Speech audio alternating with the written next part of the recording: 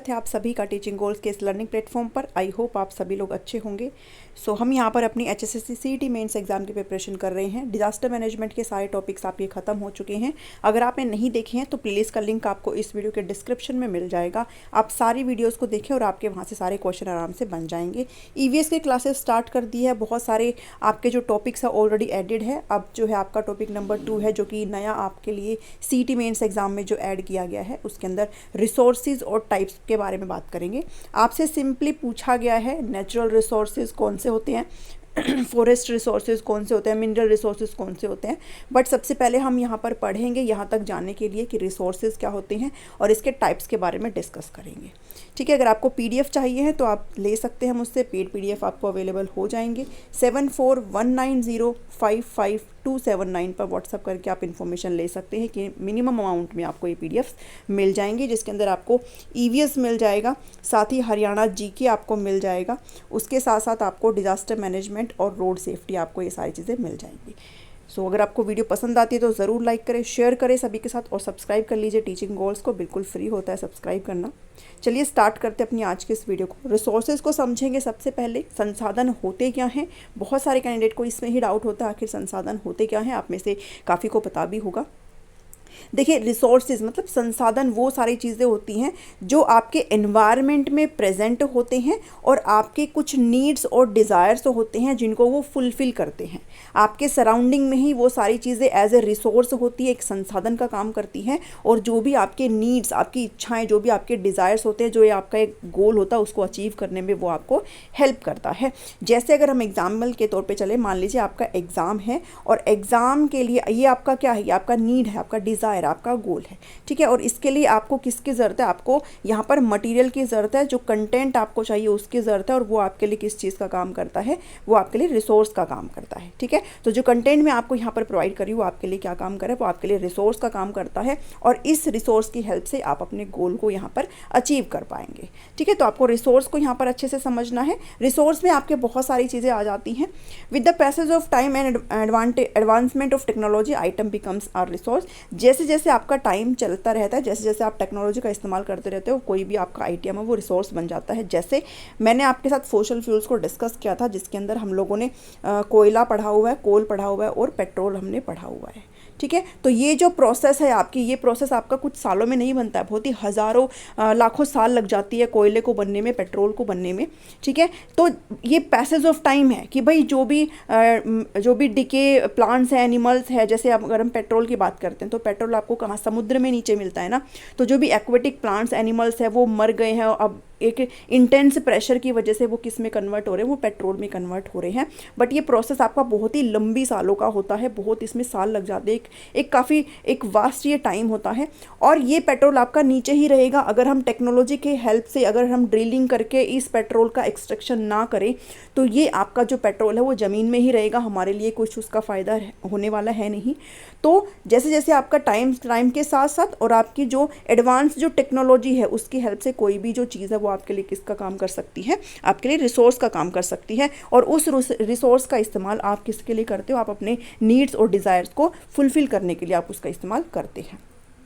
अब NCERT के according resource की एक बहुत ही अच्छे डेफिनेशन है जिसको आपने समझना है। रिसोर्स क्या होते हैं, रिसोर्स होते हैं जो कि टेक्नोलॉजिकली एक्सेसिबल होते हैं। आप टेक्नोलॉजी के इस्तेमाल से आप उसको एक्सेस कर पाते हैं। जैसे मैंने अभी आपको पेट्रोल वाला केस दिया, अगर हम वहाँ पर उस चीज़ को अगर एक्सट्रैक्ट नहीं कर पाएंगे, अगर हम ड्रिलिंग की हेल्प से अगर पेट्रोल को नीचे से ऊपर नहीं ला पाएंगे तो फिर हम उस चीज़ का एक्सेस नहीं कर सकते हैं। जैसे अगर कोई मिनरल भी है, अगर वो मिनरल हम लोग टेक्नोलॉजी की हेल्प से अगर हम एक्सट्रैक्ट ही नहीं कर सकते हैं उसको, तो फिर वो हमारे लिए एक्सेसिबल नहीं है। तो कोई भी रिसोर्स तभी हमारे लिए अच्छा होता है, वो रिसोर्स होता है जब वो टेक्नोलॉजिकल एक्सेसिबल हो, हमारी पहुंच के दायरे में हो। साथ ही वो जो रिसोर्स है वो इकोनॉमिकली फीजिबल भी होना चाहिए है, मतलब कि हमें किसी भी रूप में नुकसान ना दे, हमें अगर दे तो कुछ ना कुछ फ़ायदा ही उसका होना चाहिए है। जैसे मान लो कोई भी मिनरल है, कुछ भी है, तो अगर हम उसको एक्सट्रैक्ट करते हैं तो इतना वो हमें नुकसान नहीं देगा, बल्कि हमें उसके एक्सट्रैक्शन में जो हम टेक्नोलॉजी का इस्तेमाल करेंगे उसमें हमें हमें नुकसान ज़्यादा हो रहा है, हमें प्रॉफिट कम हो रहा है उससे, लेकिन नुकसान ज़्यादा हो रहा है, फिर वो हमारे लिए इकोनॉमिकली फीजिबल नहीं है। तो रिसोर्स आपका कैसा होना चाहिए? रिसोर्स आपका इकोनॉमिकली फीजिबल भी होना चाहिए है, हमें नुकसान ना दे, हमें बस कुछ ना कुछ उसकी चीज़ का फ़ायदा हो।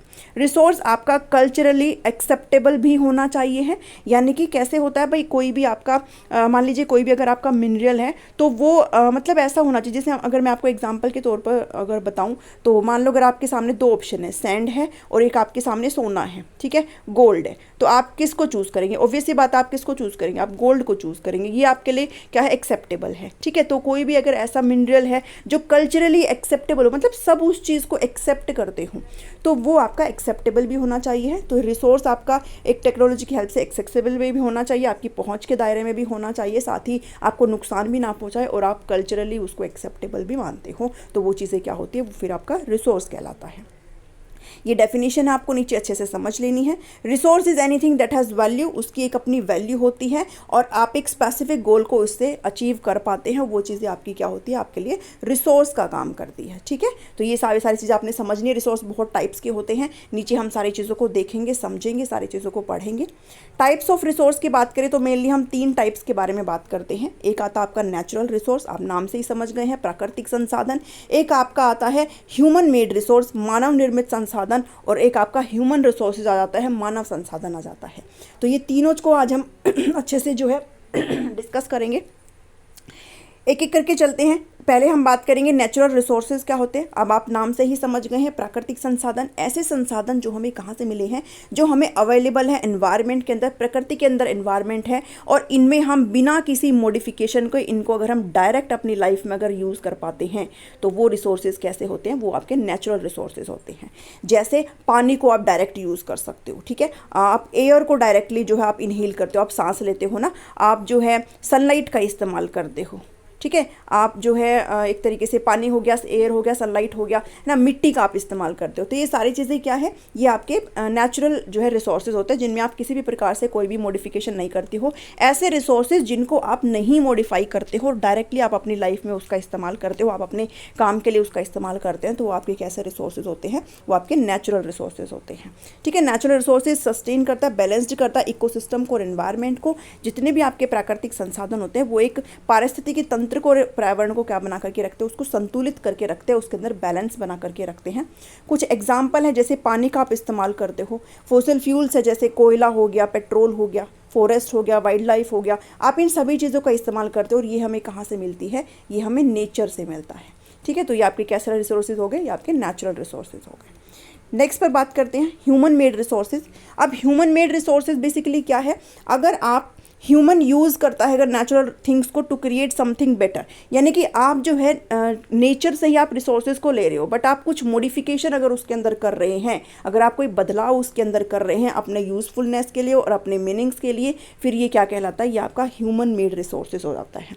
जैसे अगर हम लकड़ी का इस्तेमाल करते हैं, हम लकड़ी का इस्तेमाल करते हैं, हम सीमेंट का इस्तेमाल करते हैं, हम मिट्टी का इस्तेमाल करते हैं, क्या बनाने के लिए? हम अपने घर वगैरह बनाने के लिए इस्तेमाल करते हैं।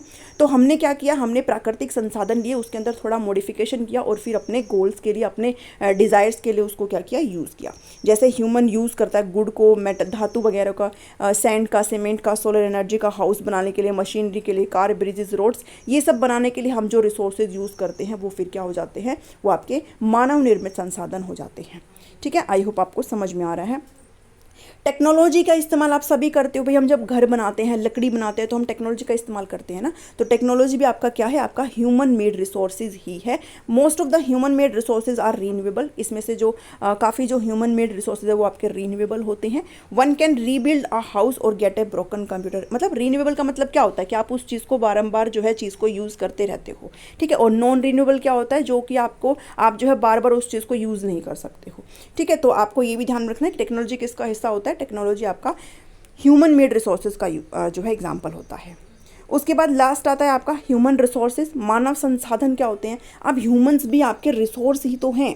जो मनुष्य है वो भी एक तरीके से रिसोर्स का काम करते हैं। कैसे करते हैं? जैसे मान लो कोई पर्टिकुलर इंसान है, जैसे कोई डॉक्टर है, ठीक है, उसने अपना पढ़ लिख करके अच्छी अपनी डिग्री ली है, उसके पास अच्छा जो है ऑपरेशन वगैरह का स्किल है। अब इसकी हेल्प से वो जितने भी पेशेंट्स हैं उनको ठीक कर पाएगा। तो ये क्या है? वो एक रिसोर्स ही तो हो गया, वो एक संसाधन ही तो हो गया सभी पेशेंट्स के लिए। अगर किसी भी पर्टिकुलर इंडिविजुअल ने अपने माइंड का दिमाग लगा करके अगर अपनी कोई कंपनी यहाँ पर खड़ी करी है और उस कंपनी के बेस पे वो बहुत सारे हजारों लोगों को अगर यहाँ पर रोजगार दे पा रहा है, तो फिर वो क्या है? एक रिसोर्स ही तो है इन सभी लोगों के लिए, है ना। तो ह्यूमन भी यहाँ पर किस चीज़ का काम करते हैं? एक रिसोर्स का काम कर सकते हैं, वैल्यूएबल रिसोर्स का काम कर सकते हैं। क्वालिटी एजुकेशन अगर वो रखते हैं, improved health, and when they can gain skills and the ability to create more resources, यानी कि वो अपने एजुकेशन के दम पर, अपने स्किल्स के दम पर बहुत सारे रिसोर्स को यहाँ पर क्रिएट करते हैं। और यही सारे आपकी क्या चीज़ें होती है? ह्यूमन रिसोर्सेज होते हैं। ठीक है, आई होप आपको ये तीनों टाइप समझ में आया होगा। अब एक थोड़ा सा आपको ये स्ट्रक्चर समझ लेना है। इसके अंदर हम क्या देखेंगे? इसके अंदर हम बात करेंगे कि आपके जो टाइप्स ऑफ रिसोर्सेज है वो आपके 3 तरह के हैं, नेचुरल, ह्यूमन और ह्यूमन मेड, जो हमने अभी समझी है। अब उसके बाद जो आपके रिसोर्सेज है बहुत सारी चीज़ों पर डिवाइड हो जाते हैं, बेस्ड हो जाते हैं। ठीक है, अब ये 4 तरीके बेसिकली नेचुरल होते हैं। ये आपको इसे समझना है, जिसके अंदर सबसे फर्स्ट है आपका बेस्ड ऑन ओरिजिन के बेस पर हम पढ़ेंगे। भाई इनका ओरिजिन के बेस पर, ये कहाँ से आए हैं, उसके यूटिलिटी के बेस पर, उसके यूज़ के बेस पर हम पढ़ेंगे रिसोर्सेज को। Based on level of development के बेस पर, कितना उनका डेवलपमेंट हुआ है, और डिस्ट्रीब्यूशन के बेस पर। ये हम अपनी अगली क्लासेस में इसको अच्छे से कवर करेंगे। और हम नेचुरल जो रिसोर्सेज जो आपका मेन टॉपिक हो जाता है, इसको अलग से एक वीडियो में समझेंगे ताकि आप चीज़ों को समझ पाए। आज मैंने आपके साथ रिसोर्सेज क्या होता है वो डिस्कस किया और हम कैसे सारी चीज़ों को यहाँ पर जो है पढ़ते हैं, वो सारी चीज़ें आपके साथ समझी है। नेक्स्ट क्लास में यानी कि कल ही हम लोग नेचुरल रिसोर्स को अच्छे से कवर करेंगे और उसके अंदर ये सारी चीज़ें आपके साथ एक्सप्लेन की जाएगी। वैसे मैं आपको बता देती हूँ कि जो आपका ओरिजिन है वो आपके बायोटिक और एबायोटिक होते हैं, मतलब इसके अंदर आपके सारे लिविंग थिंग्स आ जाते हैं और इसके अंदर आपके सारे नॉन लिविंग थिंग्स आ जाते हैं जिनको आप रिसोर्स के रूप में यूज़ करते हो। यूटिलिटी की बात करें तो आपका रिन्यूएबल और नॉन रिन्यूएबल के अंदर डिवाइड हो जाता है। रिन्यूएबल आप सभी को पता है क्या होता है, जितने भी आपके सोलर एनर्जी है, विंड एनर्जी, ये सभी रिन्यूएबल होती है। और नॉन रिन्यूएबल होता है जो कि आप जल्दी से उस चीज़ को बना नहीं सकते हो, जैसे आपका फॉसिल फ्यूल्स है, इनको बनने में हजारों लाखों साल लग जाते हैं। डेवलपमेंट के बेस पर पोटेंशियल और एक्चुअल होता है। पोटेंशियल का मतलब होता है एक ऐसे रिसोर्सेज जिनको हम अभी तक हमारे पास एक ऐसी टेक्नोलॉजी आई नहीं है कि हम इनको यूज़ कर पाए, और ऐसे रिसोर्सेज जिनको हम आज के टाइम में यूज़ कर पा रहे हैं वो आपके एक्चुअल होते हैं। और ऐसे रिसोर्सेज जो कि किसी ना किसी कमी की वजह से हम आज तक यूज़ नहीं कर पाए हैं, तो वो आपके पोटेंशियल रिसोर्सेज होते हैं। नेक्स्ट जो आपका 4th नंबर पर कैटेगरी है वो आपका डिस्ट्रीब्यूशन पे बेस पर है। लोकलाइज्ड का मतलब होता है ऐसे रिसोर्सेज जो आपको लोकल जगहों में देखने को मिलते हैं, मतलब हर जगह देखने को नहीं मिलते, जो भी एक पर्टिकुलर जगह होती है वहाँ पर देखने को मिलते हैं। और यूबिक्विटस का मतलब होता है जो कि ऑल राउंड, मतलब हर जगह आपको प्रेजेंट मिल जाएंगे, जैसे मिट्टी होगी, हवा हो गई, ये आपको हर जगह देखने को मिल जाते हैं। तो इसको डिटेल में हम जो है कल अच्छे से डिस्कस करेंगे। अभी बात करते हैं कि रिसोर्सेज को हमें क्यों कंजर्व करना चाहिए, आखिर क्या ज़रूरत है हम यहाँ पे हम संसाधनों को कंजर्व करें। इसको हमें यहाँ से समझना है। अब हमने जो फॉसिल फ्यूल्स को समझा है, जो भी आपके जीवाश्म ईंधन है, उनको जब हमने समझा है, तो जब हम इनको पढ़ते हैं तो जो कोयला है, जो भी आपका पेट्रोल वगैरह है, नेचुरल गैस वगैरह, ये सारी चीज़ें आपकी जो है हर आधे घंटे में या फिर सालों में नहीं बनती, बहुत सारे हज़ारों लाखों साल लग जाती है इनको बनने में।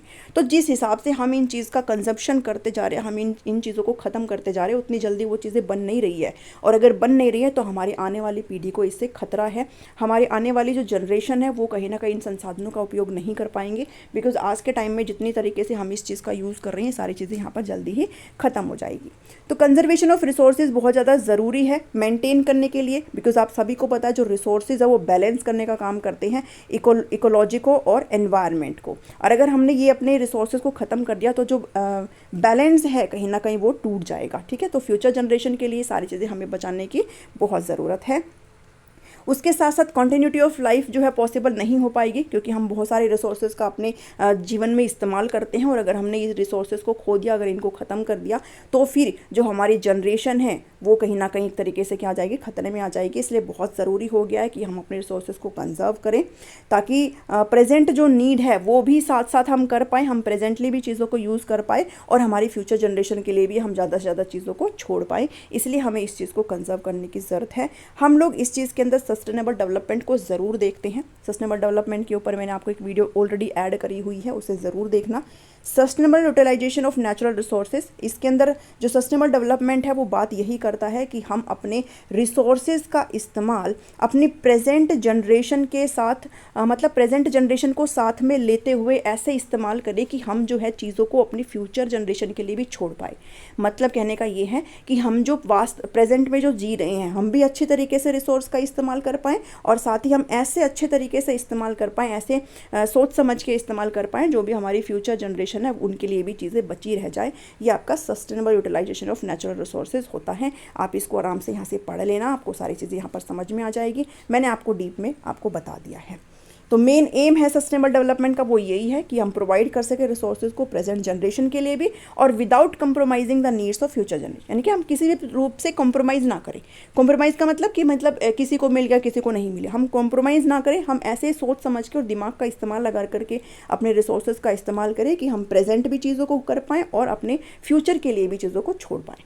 ठीक है। सो आज की इस वीडियो में इतना ही था। आई होप आपको समझ में आया होगा। वीडियो पसंद आए तो ज़रूर लाइक करें, शेयर करें सभी के साथ और टीचिंग गोल्स को सब्सक्राइब करना ना भूलें। बिल्कुल फ्री होता है सब्सक्राइब करना। मिलती हूँ नेक्स्ट वीडियो में, नेचुरल रिसोर्सेज को डिस्कस करेंगे। Thank you, thanks for watching me.